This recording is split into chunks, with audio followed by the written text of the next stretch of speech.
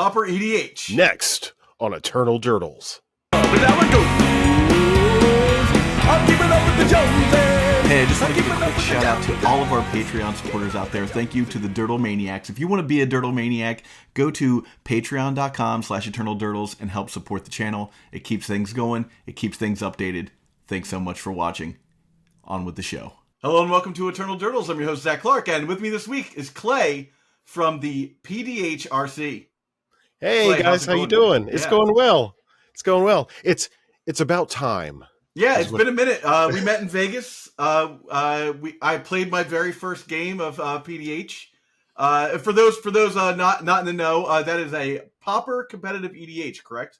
Correct. Yeah. Well, Pauper competitive Pauper EDH. So C EDH, C PDH. So the PDH thing is a playoff of the whole EDH thing, and then yeah. So Pauper Commander is, and as you'll see, like, you know, you can call competitive or not Pauper Commander. So yeah. So let's talk about the format. We're a legacy podcast, so there's a lot of Pauper and legacy that kind of go hand in hand as formats. And then this format, you get the competitive edge of this format. You also get a lot of the staples of Pauper in this format. But give me a quick, just top down, thousand miles up. Look at this format. Give me what does this format look like? This episode is brought to you by Tales of Adventure. Go to toamagic.com and use the code DURDLES for 5% off your order. You'll be directly supporting the show, and you'll get the entire order in one package. No more waiting for several packages. That's toamagic.com, code DURDLES for 5% off. So I did a little research, not extensively, but I did a little research because, like you said, this is a legacy-oriented production podcast, what have you. So I started looking at some of the top tier lists that are in legacy, and I noticed that we have a lot of similarities in our card pools. But we'll get to that in a second. You asked me about the philosophy of the format and that sort of thing. So what makes us different? So we base ourselves off of the big EDH, big commander folks and their philosophy. I almost forgot something really important. What are the rules? You guys have rules. There are rules specific to deck building in this format. We should go over those real fast. So I talk about this so often I forget. People just don't automatically know. So instead of 40 life, we start at 30 life, and instead of 21 commander damage, we have 16 commander damage. And the reason why is because commons and uncommons aren't as powerful. So whatever methodology they use to set up their thing, we just kind of like mirrored that, scaled it down a bit. Yeah. So 3016, you can have any uncommon creature, which is kind of a point of contention in the modern era. Any uncommon creature is the commander, of course, linked with the appropriate uncommon background or partner, or what have you. And then anything printed at the common rarity in paper or MTGO is eligible to be in the 98 or 99, depending on how that works out. So uncommon commander, any uncommon creature is a commander. Any uncommon creature. And commons for the 99. And there's two banned cards. Okay. Mystic Remora Rhystic Study and Mystic Remora. Yeah. Okay. I usually say Mystic Mystic as a shortcut. Now I was just making sure that after a long work day I didn't conflate those two. So two banned cards. Pretty much the world is your oyster, and the main what makes our format a little different, and I would say a little special, for a 100 card singleton format. We are the only ones that consider both casual and competitive play under the same governing body. Okay. So where your regular big commander, your big EDH doesn't like to concern themselves with CEDH, and if you've been part of that conversation at all in the last 5 or 6 years, then you recognize the tensions. A lot of contention there. Yeah. I was about 3 years ago, I was approached specifically to bring myself and a few others, was to bring that competitive spirit to the rules committee, so that way it could truly be a format governing body. So Okay. that is probably the main feature regarding the philosophy of the format that's pretty unique to us. Yeah. Okay. Well, Crater Hoof Behemoth, Swords to Plowshares, Cyclonic Rift are, as far as I know, have not been printed at Common. So, what are the format staples here? So interesting. So this is the thing that I was about to go into, and man, the hours of the day are catching up, and that old time change. If you're watching this at a contemporary time to that, so I was looking at the legacy decks, which I assume mtgdecks.net is a reputable legacy deck, Yeah, resource. like Goldfish or Moxfield, all Yeah, yeah. those, wherever you So, can find a legacy deck. so I'm asking a rhetorical question to answer your question with a question. So, what does Reanimator, Grixis Tempo, Goblins, Sultai Beanstalk, Teamer Tempo, Landstalk deck? So, when we talk about like staples for like legacy, pretty much the overlap between those archetypes that I just listed is probably something like a Ponder or a Force of Will or something like that, where you're in color and you have the opportunity to play that sort of things.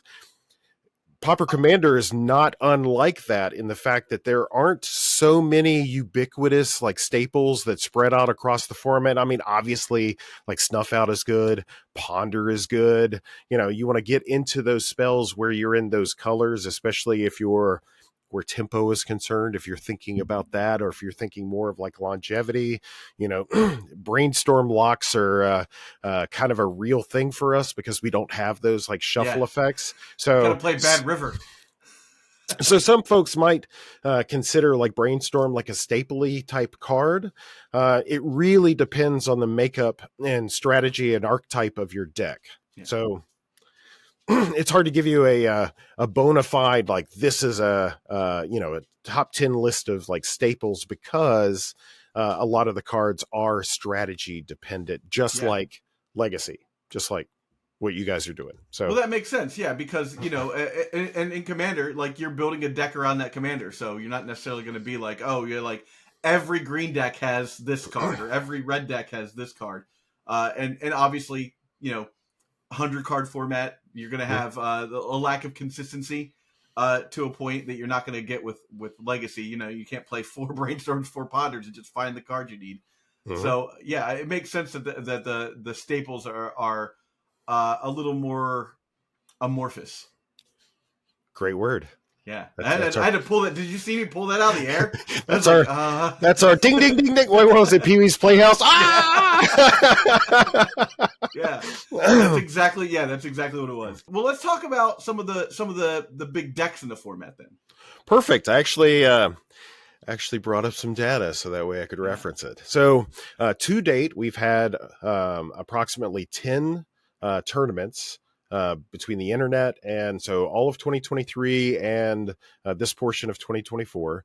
So of those 40 decks represented, you've got Abdel Adrian and so Gorian's Ward, which is a background commander. The background of choice is Sword Coast Sailor. You've got Dargo the Shipwrecker and Kedis Emberclaw Familiar, which is like this really phenomenal like aggro deck. You've got Gretchen Titchwillow. You've got Kedis Emberclaw Familiar and Malcolm. So that's kind of a weird like CEDH kind of like migrate from there Okay. to Yeah. Yeah. us. And then you've got Loyal Apprentice, Scholar of the Ages, Tatiova, Benthic Druid, Third Path Iconoclast, and then to round that out, Viscopa Guildmage. So Okay.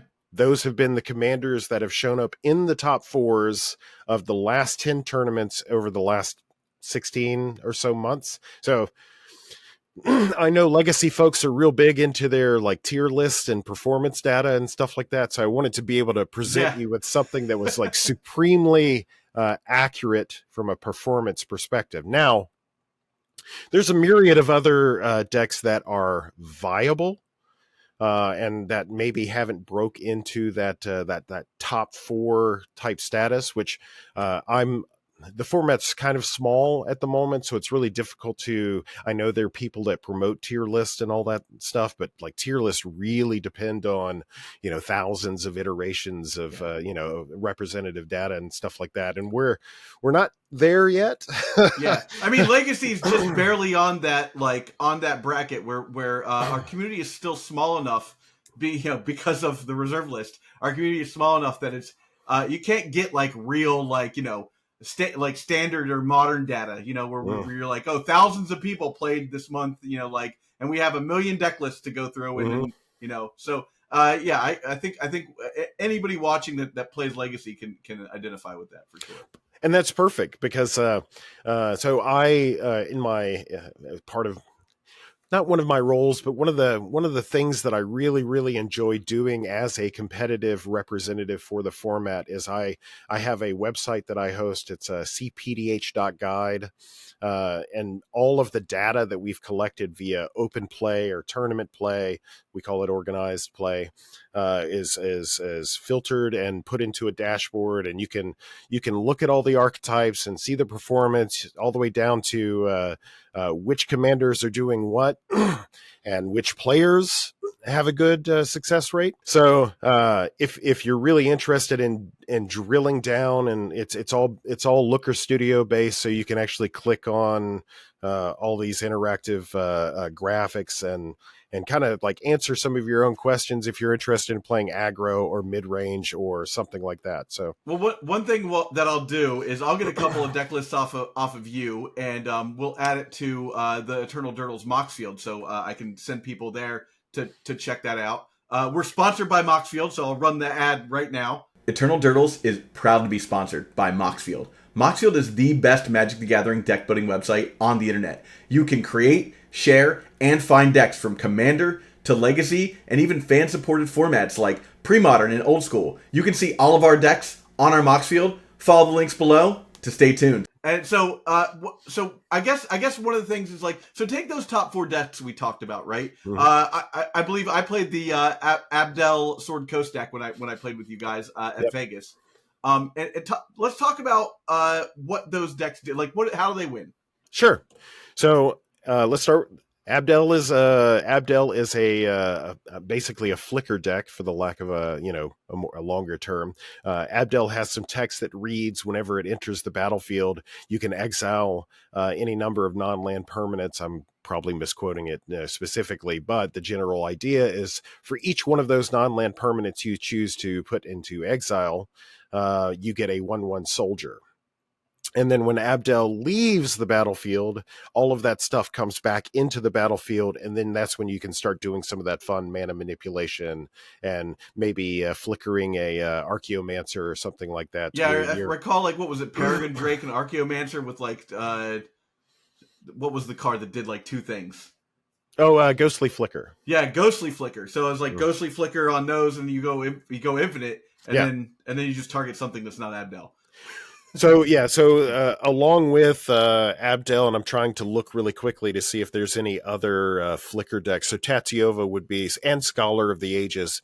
So Scholar of the Ages, Tatyova, Benthic Druid, and Abdel Adrian all have a similar game plan in the fact that they're trying to generate infinite mana or other resource advantage through this recurring flicker loop, and they're trying to win off of the back of that. So, like we said earlier, similar to Legacy, you'll have a game plan, and then you can pretty much tailor your commander to that. Other commanders that could do that aren't on this list are TPI, which would generate infinite soldiers. You'd need another piece to capitalize off of creatures entering the battlefield, what have you. The bad thing about Pauper Commander is all of your combos are 4 cards. Yeah.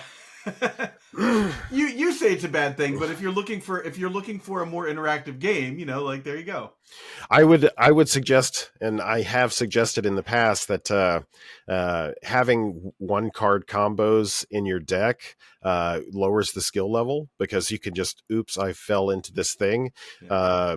That's how I won. So having to gather these 3 or 4 requisite pieces almost requires that you have some sort of skill in between to kind of buffer the time, Yeah.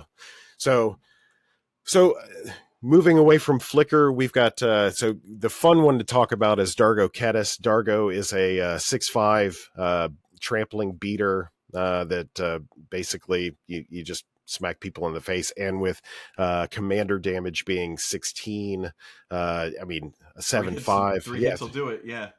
And if you can just pump that by one, it's 2 hits. 2 hits. Yeah. And then Kedis says any commander of yours that does combat damage to a player, it does it to the rest of the players as well. So Ooh. so when you have a 7/5 trampler and you give it double strike with a Kedis on the battlefield, now you're doing 14 damage. Now commander damage to only one person, but Yeah, you're of doing course. 14 damage to everybody else. And even if it's not 40 life, it's 30. So you're doing half of that damage in one strike.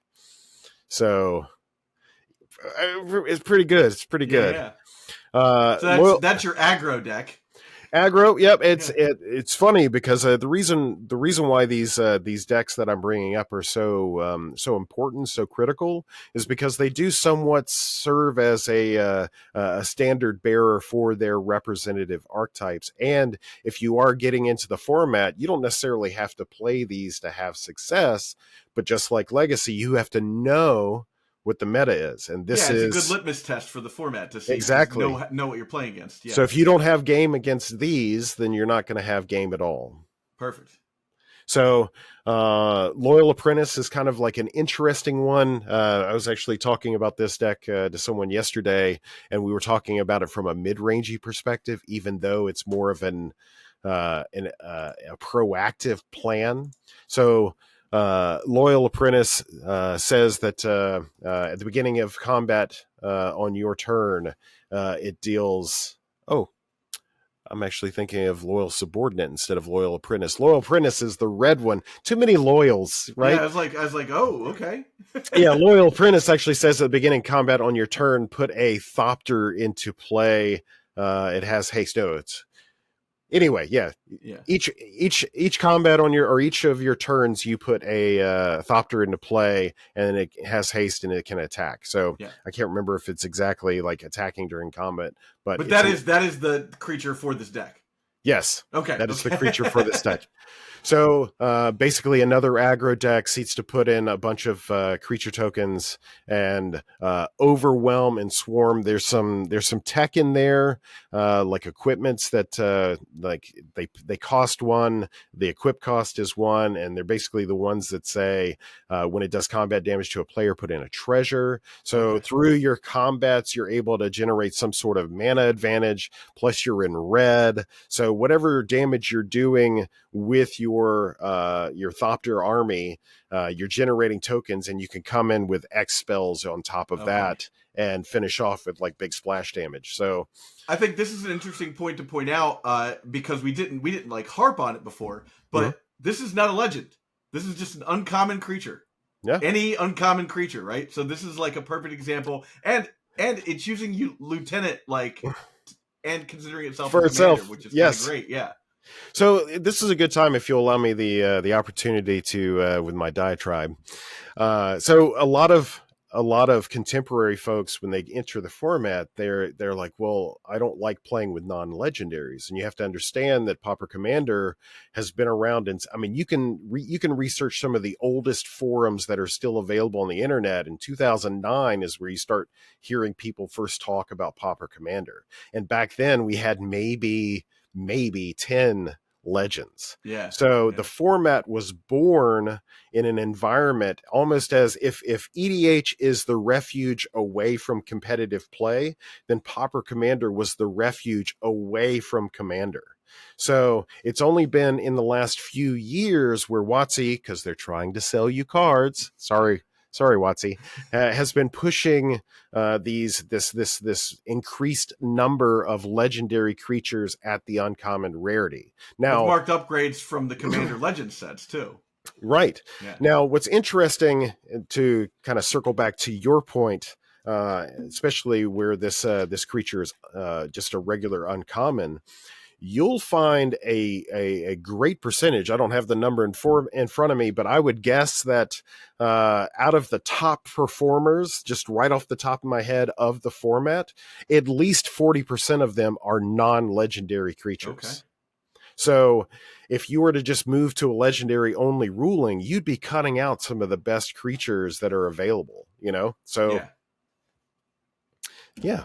Yeah, it's a good perspective that like this format existed before there was a ton of uncommon legends at that point. So you're just keeping with tradition at that point. Tradition. Anytime. Yeah. Okay, so let's talk about we've gone over some of the staple decks. Let's talk about average deck cost, because it's Pauper. I'm assuming that some of these decks are at least under the $500 range. So let me start with a couple that I have built that are over $100. Okay, so, over $100. Okay.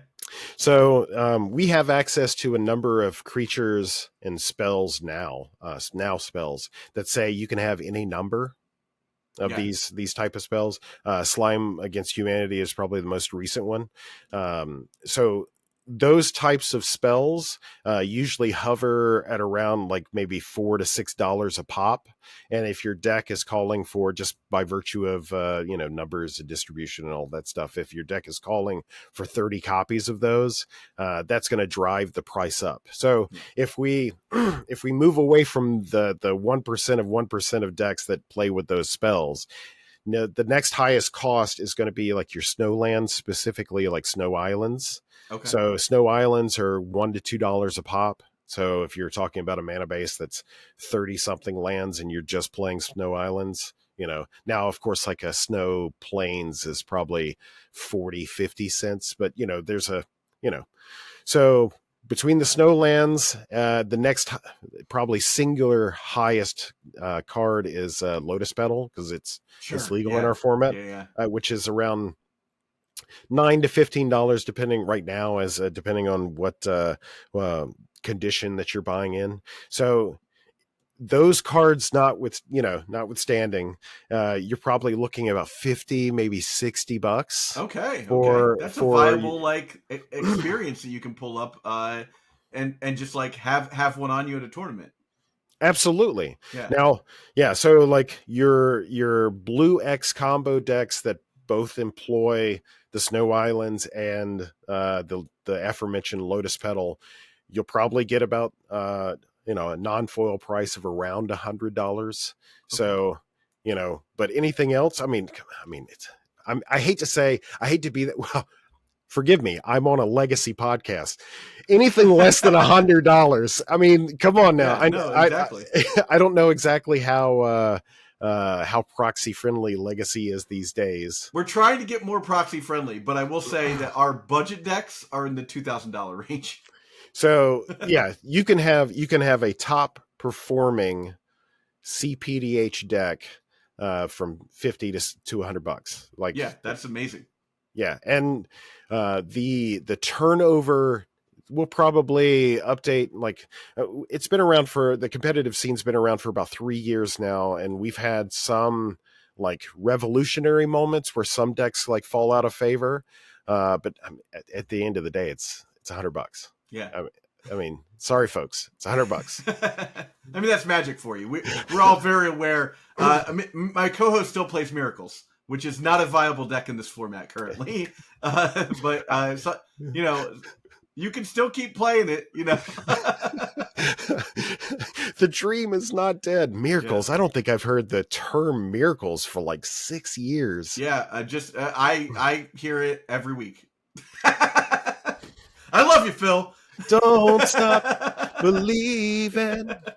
So we've covered deck cost, we've covered philosophy, we've covered some of the top decks, some of the top cards.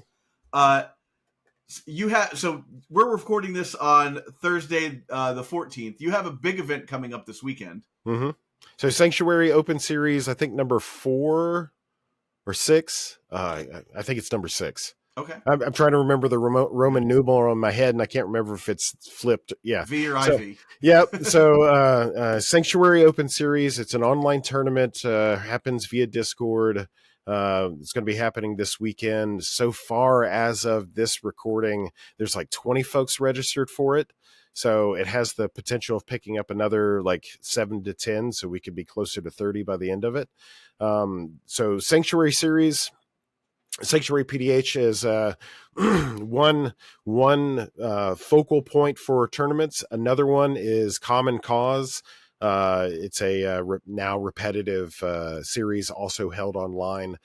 We've got two. Well, I guess it would be two. So we have one recurring or more frequently recurring. So it's Riches to Rags based out of Philadelphia. That is Okay. an in-person tournament. And I think they have one in the middle of April. If you go to Top Deck Ooh. GG, they're actually registered in there. You can find the events, their series of events, because Dallas Walker, who hosts it, does really good job of doing it once a quarter. So every couple of Okay. months.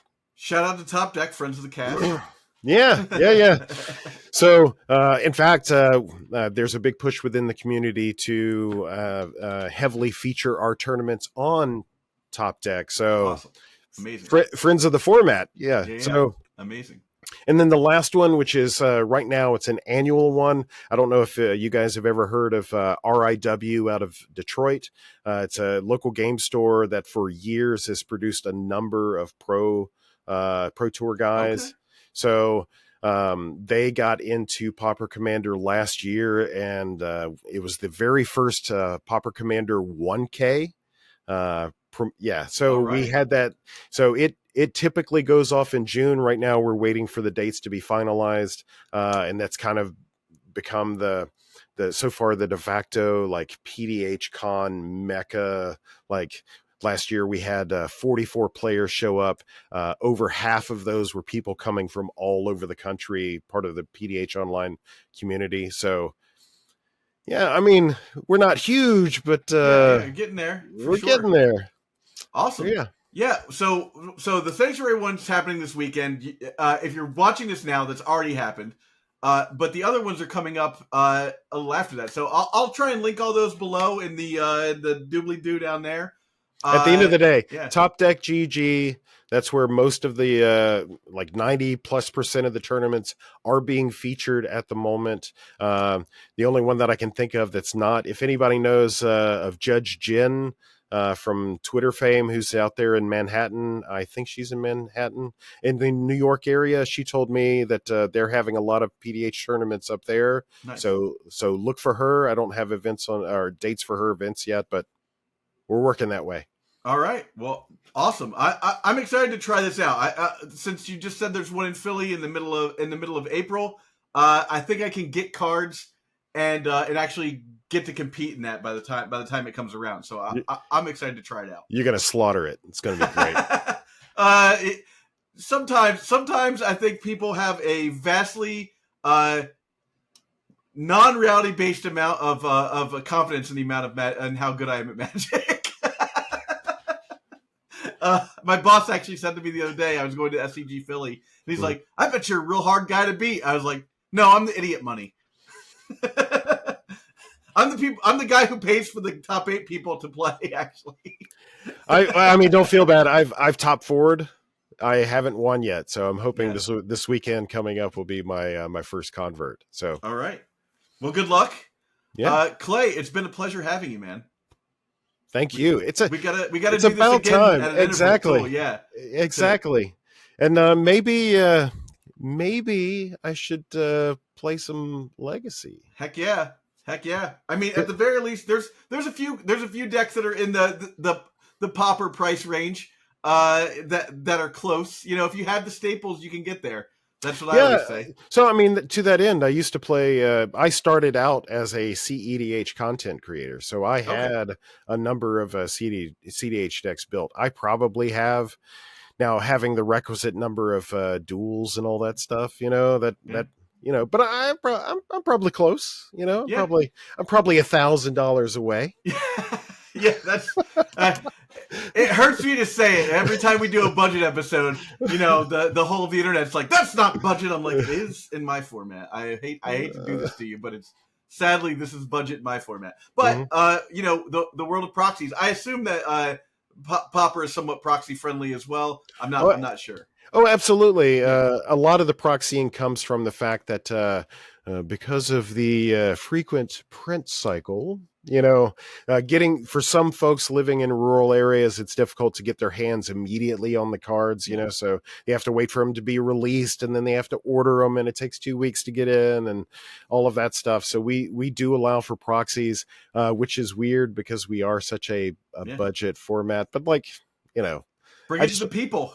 I want That's the way I people. see I it. want Yeah. people to play. I Yeah. want people to play, and Awesome. there's less of a all of those old adages about like we want you to own the cards and all that. The controversies of other formats, yet we just don't care. Yeah, People end up buying the cards once they get into the format. Anyhow, that's generally what happens. Is your winnings become money that you spend to physically be able to play in the format. So I think as far as legacy is concerned, I think proxy's a great thing, and it has not affected the game's still alive. So it's still working. some would argue it's the Yeah. thing that's going to keep it alive. Well, yeah.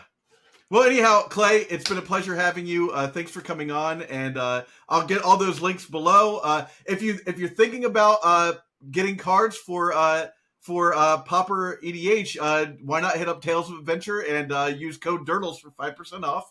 And with that, thanks everyone for watching. For the gift that keeps on giving all year round, join our Patreon at patreon.com/eternaldurtles. And hey, check out this playlist we got up here with all of our interviews over the last couple of years. Some great people from the Legacy community, some really great guests.